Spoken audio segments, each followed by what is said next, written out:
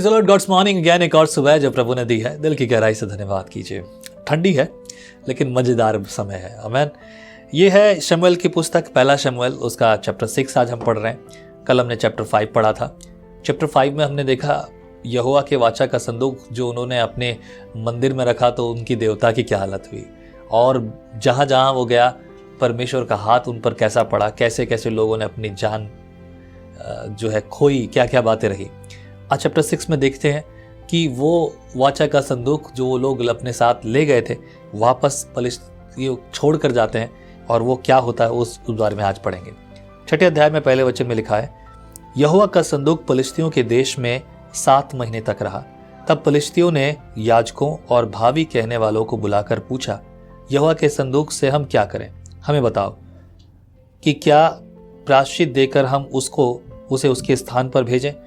वे बोले, यदि तुम इज़राइल के देवता का संदूक वहां भेजो तो उसे वैसे ही न भेजना, उसकी हानि भरने के लिए अवश्य ही बलिदान देना, तब तुम चंगे हो जाओगे और तुम जान लोगे कि उसका हाथ तुम पर से क्यों नहीं उठाया गया। उन्होंने पूछा, हम उसकी हानि भरने के लिए कौन सा दोष बलि दें। वे बोले, फलिस्ती सरदारों की गिनती के अनुसार सोने की 5 गिलटियां और सोने के 5 चूहे, क्योंकि तुम सब और तुम्हारे सरदार दोनों ही ने सब के सब रोग से ग्रसित हो, तो तुम अपनी गिलटियों और अपने देश के नष्ट करने वाले चूहों की भी मूर्तें बनाकर इज़राइल के देवता की महिमा मानो। संभव है वह अपना हाथ तुम पर से और तुम्हारे देवताओं के देश पर से उठा ले। तुम अपने मन क्यों ऐसे हटीले करते हो, जैसे मिस्रियों और फिरौन ने अपने मन हटीले कर दिए थे जब उन्होंने उसके मध्य में अचंभित काम किए। तब क्या उन्होंने उन लोगों को जाने ना दिया, और क्या वे चले ना गए। देखिए, बहुत खूबसूरत सी घटना हो रही है। अब ये लोग पूछ रहे हैं, जानना चाहते हैं कि भाई हम क्या करें हानि भरने के लिए।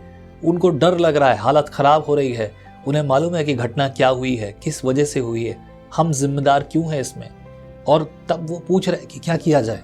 तब यहाँ पर उसे बताया गया कि देखो उनके साथ क्या हुआ था, इतिहास में उन्होंने क्या किया था और इस मिस्र की क्या हालत हुई थी। ये इज़राइल का यहोवा परमेश्वर तुम्हें भी बख्श दे, उसे जो है भेंटे चढ़ाओ, तुम्हें भी नाश होने से बचाए और तुम्हारे देवताओं को भी छोड़ दे। वो इस बात को जान रहे हैं, देख रहे हैं, सुन रहे हैं, और इस बात की गवाही अब उनके सामने भी, हर बात मानने को तैयार है वो, लेकिन फिर भी अभी भी वो सही सच्चे ईश्वर को नहीं पुकार रहे। ये मैं सोचता हूँ कि एक ऐसी बात है जिस पर आपको और मुझे गौर करना चाहिए ताकि आपका और मेरा विश्वास मजबूत हो। एंड देन फिर उसके बाद लिखा 8 पद में, तब यहोवा का संदूक लेकर उस गाड़ी पर रख दो, और सोने की जो वस्तुएं तुम उसकी हानि भरने के लिए दोष बलि की रीति से दोगे उन्हें दूसरे संदूक में रख के उसके पास रख दो। फिर उसे रवाना कर दो कि चली जाए, और देखते रहना, यदि वे अपने देश के मार्ग से होकर बेतशेमेश को चले तो जानो कि हमारी यह बड़ी हानि उसकी ओर हुई है, और यदि नहीं तो हमको निश्चय होगा कि यह मार हम पर उसकी ओर से नहीं परंतु संयोग से हुई है। मतलब अभी कंफर्म भी नहीं है इनको कि क्या हुआ है।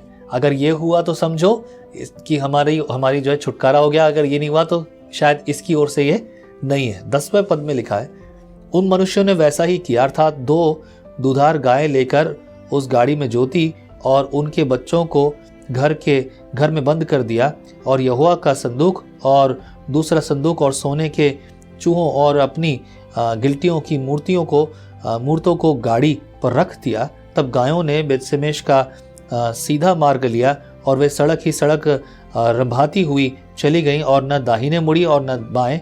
और फलिस्तियों के सरदार उनके पीछे पीछे बेतशेमेश की सीमा तक गए। बेतशेमेश के लोग तराई में गेहूं काट रहे थे, और जब उन्होंने आंखें उठाकर संदूक को देखा तब उनके देखने से वह आनंदित हुए। गाड़ी यहोशू नामक एक बेतशेमेशी के खेत में जाकर वहां ठहर गई, जहां एक बड़ा पत्थर था। तब उन्होंने गाड़ी की लकड़ी को चीरा और गायों को होम बलि करके यहोवा के लिए चढ़ाया, और लेवियों ने यहोवा के संदूक को उस संदूक समेत जो साथ था जिसमें सोने की वस्तुएं थी उतार के उस बड़े पत्थर पर रख दिया। और बेतशेमेश के लोगों ने उसी दिन यहोवा के लिए होम बलि और मेल बलि चढ़ाए। यह देखकर फलिस्तियों के 5 सरदार उसी दिन एक्रोन को लौट गए। They were kind of spies वो देखना चाहते थे कि क्या होगा इस संदूक का, कहाँ पहुँचेगा, किस प्रकार से होगा। उन्होंने वो सारी बातें देख ली। बोले अब उनको मन को शांति आई कि हाँ वाकई में हमारे ऊपर जो विपत्ति थी, जिस वजह से हमारे लोगों की मृत्यु हुई, हमारे यहाँ ये बीमारियाँ हुई, इस महामारी का जो इलाज है वो क्या है, सिर्फ ये संदूक यहाँ से चला जाए। और जब यहोवा का संदूक चला जाता है तो वो अपनी जान में जान पाते हैं और वो निकल कर ये बात अपने लोगों को बताते हैं। बट बहरहाल 17 पद में लिखा है, सोने की गिलटियाँ जो पलिश्तियों ने यहोवा की हानि भरने के लिए दोष बलि करके दी थी, उनमें से एक तो अशदोद की ओर से और एक अज्जा, एक एशकलोन, एक गत और एक एक्रोन की ओर से दी गई थी।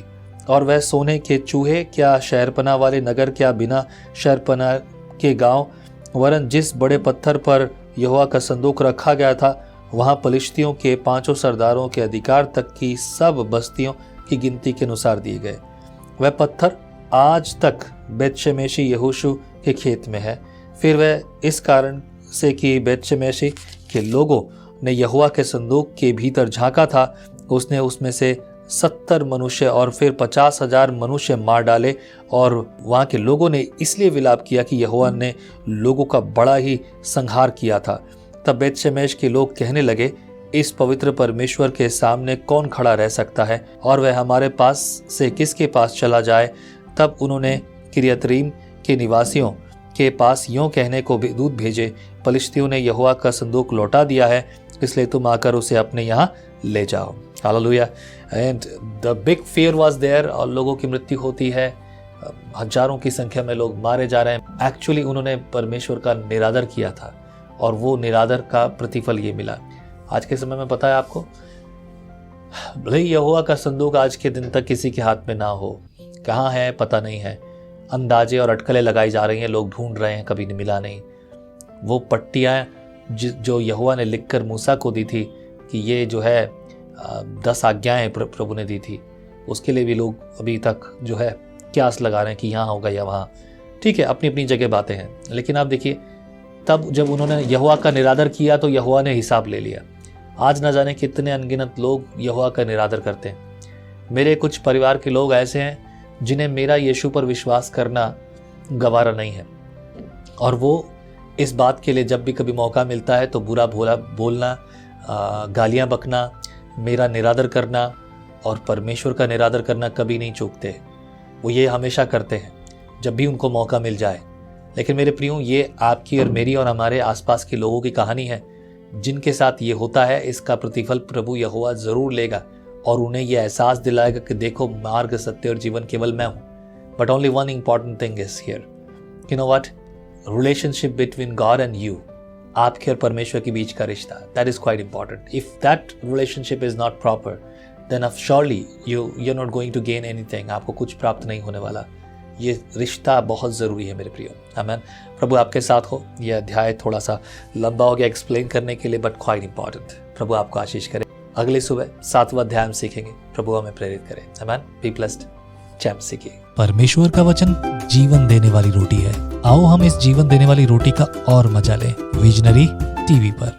हम हमेशा सोचते हैं कि शायद मैं भी बाइबल कॉलेज जाकर बाइबल को अच्छे से सीखता, पर अब आपके लिए है visionary TV, deep Hindi Bible study के लिए।